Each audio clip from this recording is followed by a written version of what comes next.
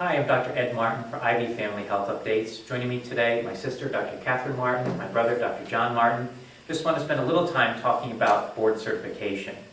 Now, all physicians have to have a license to practice medicine in this country, which is state by state, and that does assure a minimum level of competency. It is not specialty specific, however. Basically, there's one license per state that's given to their physicians, regardless really of what specialty they practice in. Now, pretty much every state in the country requires that physicians attend CME, but the licensure really doesn't require that you document by testing or in an ongoing way that you've learned anything in that continuing medical education, CME. Board certification, however, really takes it to another level.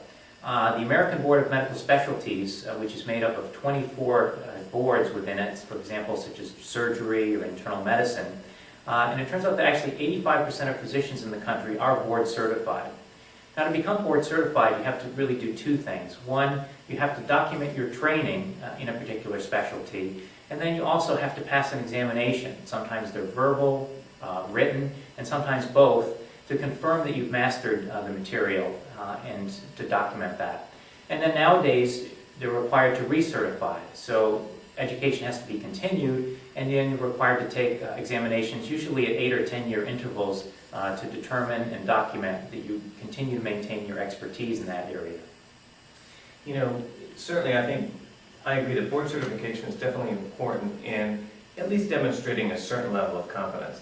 That being said, I do know some physicians that practice that are not board certified who I think are very good, and they're board eligible, so they should be able to at least pass their tests in the future.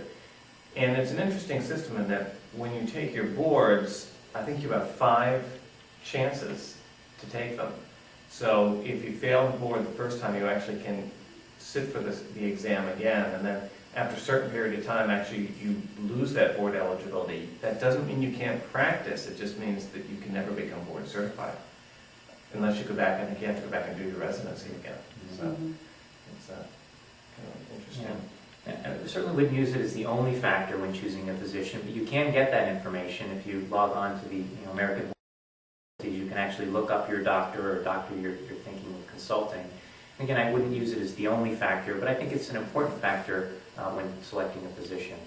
You know, another thing that's happening now with board certification is the subspecialty certification. Because let's say within ophthalmology, I was board certified in ophthalmology, but there are a lot of subspecialties within that, and we're working now on getting board certification within ophthalmology for all the different subspecialties, and I think that's what's going to happen in a lot of the the other specialties. Yeah, and you can find that as well online. So, for example, for internal medicine, under internal medicine, there are a number of specialties. So you can see if your cardiologist, for example, is not only certified in internal medicine, but also in cardiology.